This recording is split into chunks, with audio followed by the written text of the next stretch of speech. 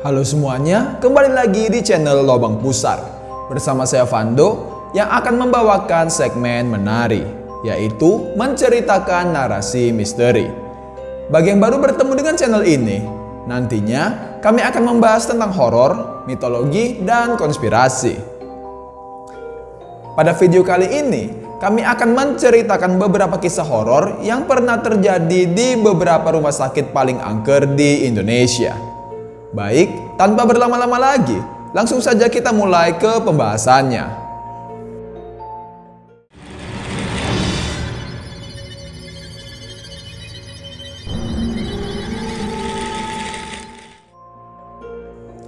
Cerita horor pertama berasal dari RSCM atau Rumah Sakit Umum Pusat Nasional yang berada di Jakarta Pusat.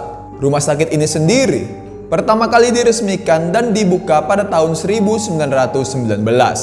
Rumah sakit yang sudah sangat tua ini menyimpan berbagai macam cerita yang mengerikan.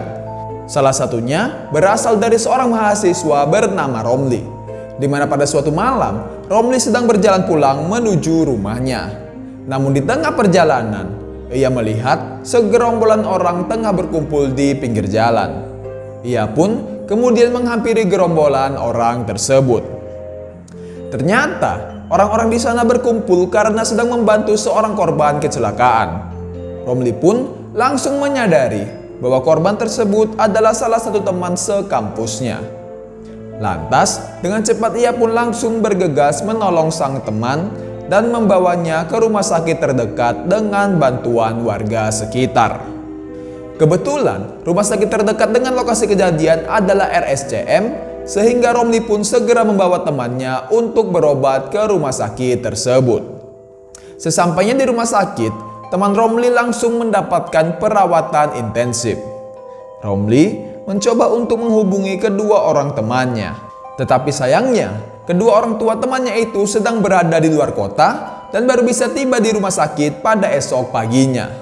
Oleh karena itu, Romli pun dimintai tolong oleh kedua orang tua temannya agar menjaga temannya tersebut hingga esok pagi tiba. Romli pun mengiyakan permintaan kedua orang temannya itu. Setelahnya, ia pergi menuju ruangan di mana temannya sedang menjalani perawatan. Singkat cerita, jam pun telah menunjukkan pukul 11:30 malam. Suasana rumah sakit begitu sepi. Romli yang dari tadi berusaha untuk tidur tetap saja terjaga, sebab dirinya masih merasa syok dengan kejadian yang dialami oleh temannya itu. Akhirnya, ia pun memutuskan untuk membeli segelas kopi demi menghilangkan rasa bosan yang sedang dirasakannya. Romli kemudian menanyakan lokasi kantin kepada seorang perawat yang kebetulan ia temui di salah satu lorong rumah sakit. Bukannya memperoleh petunjuk, Romli malah justru merasa bingung karena penjelasan dari perawat tadi terasa tidak jelas. Alhasil, ia pun memutuskan untuk menggunakan instingnya saja demi mendapatkan segelas kopi. Ketika tengah berjalan-jalan di lorong yang gelap, ia mencium aroma obat-obatan yang begitu menyengat. Selang beberapa saat kemudian, ia pun mendengar suara aneh seperti orang yang tengah berbisik. Suara tersebut terdengar berasal dari lorong yang ada di depannya.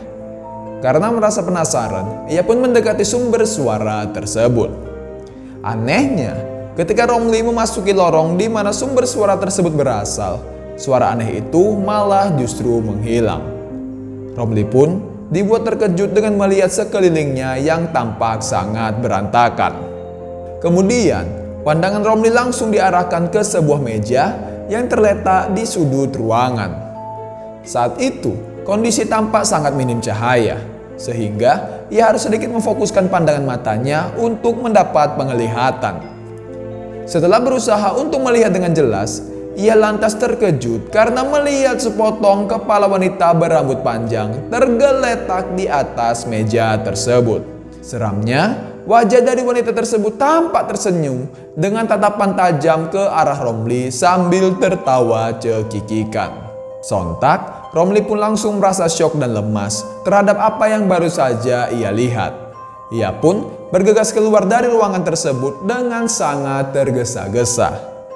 Namun, baru saja sampai di depan lorong, ia tiba-tiba saja terjatuh karena tersandung oleh sesuatu.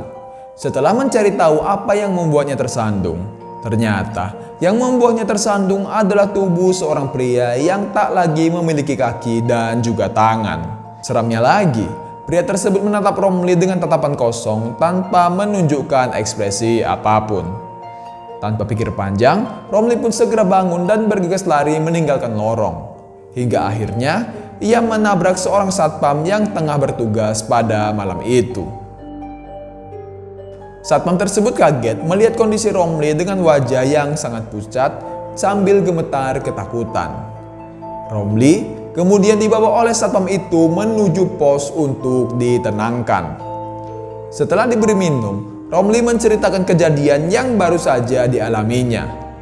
Mendengar cerita dari Romli ini, satpam itu pun menjelaskan bahwa ruangan tersebut merupakan bekas instalasi bedah umum dan sudah lama tidak digunakan. Satpam itu juga menceritakan bahwa di tempat itu memang sangat angker dan cukup sering terjadi penampakan hantu berupa potongan-potongan tubuh manusia. Romli yang masih merasa ketakutan kemudian meminta untuk diantarkan ke ruang ICU, tempat di mana temannya dirawat. Sesampainya di ruangan ICU, karena saking ketakutannya, Romli tidak pernah meninggalkan ruangan itu hingga pagi menjelang.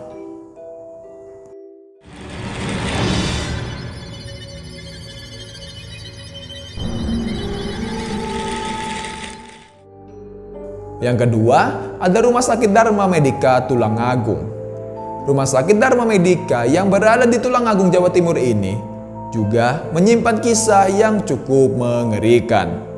Pada mulanya, Rumah Sakit Dharma Medika sama seperti rumah sakit pada umumnya. Akan tetapi, karena biaya operasional yang begitu mahal, rumah sakit tersebut pun akhirnya bangkrut. Hingga akhirnya, bangunan itu pun ditinggalkan begitu saja. Terdapat salah satu cerita horor yang cukup terkenal dari Rumah Sakit Dharma Medika ini, di mana pada suatu ketika, seorang wanita yang telah berusia 55 tahun bernama Aminah tengah dirawat di rumah sakit tersebut karena penyakit liver yang dideritanya. Dokter telah mendiagnosis bahwa umur Aminah tidak akan lama lagi dan meminta kepada pihak keluarga untuk dapat mengikhlaskan kepergiannya. Dikarenakan kondisi mata dan kukunya sudah berwarna kuning, dan nenek Aminah sangat terlambat untuk dibawa ke rumah sakit. Meski demikian, pihak keluarga tetap berusaha dan berharap agar Aminah dapat sehat kembali. Alhasil, mereka memesan kamar kelas VIP agar Aminah mendapatkan perawatan secara intensif dan juga maksimal. Selama di rumah sakit, Aminah pun diperiksa oleh dokter dan juga perawat, mulai dari pagi, siang, sore, hingga malam hari. Biasanya, dokter akan ditemani perawat ketika akan memeriksa Aminah. Namun suatu ketika, ada pemeriksaan yang dilakukan pukul 2 dini hari. Aminah diperiksa oleh seorang perawat yang sudah cukup tua, yang diketahui seumuran dengan Aminah. Setiap harinya, tim dokter juga selalu berpesan kepada pihak keluarga agar dapat segera mengikhlaskan Aminah, mengingat kondisi Aminah yang kian hari kian memburuk. Namun pada hari ke-7, tim dokter terkejut karena melihat kondisi Aminah yang tampak segar dan bugar. Dari hasil pemeriksaan, diketahui bahwa kondisi dari Aminah semakin membaik. Hal ini tentu berbanding terbalik dengan hasil pemeriksaan yang terjadi pada 6 hari yang lalu. Aminah pun bertanya kepada dokter dan perawat yang biasa memeriksanya pada pukul 7 malam terkait kemana suster yang biasa memeriksanya pada pukul 2 malam. Aminah ingin mengucapkan banyak terima kasih kepadanya. Mendengar ucapan tersebut, dokter dan perawat tampak begitu terkejut. Sebab sesuai dengan jadwal rumah sakit, tidak ada pemeriksaan yang dilakukan pada pukul 2 dini hari. Dan maksimal tidak lebih dari tengah malam. Terlebih, tidak ada perawat di rumah sakit tersebut yang berusia 55 tahun. Semua dokter dan perawat di rumah sakit itu rata-rata masih cukup muda. Lantas, seketika suasana pun berubah menjadi hening dan menimbulkan efek merinding. Sebab pada waktu itu, jam telah menunjukkan pukul 7 malam. Terlebih lagi, Aminah mengatakan bahwa perawat yang sudah tua itu selalu datang dari arah selatan. Padahal arah selatan bukanlah ruang perawat, melainkan kamar mayat. Baiklah, cukup sekian pembahasan kami mengenai beberapa kisah horor rumah sakit paling angker. Terima kasih telah menonton. Mohon maaf apabila terdapat banyak kesalahan dalam proses penyampaian kami. Dan sampai jumpa di video-video berikutnya.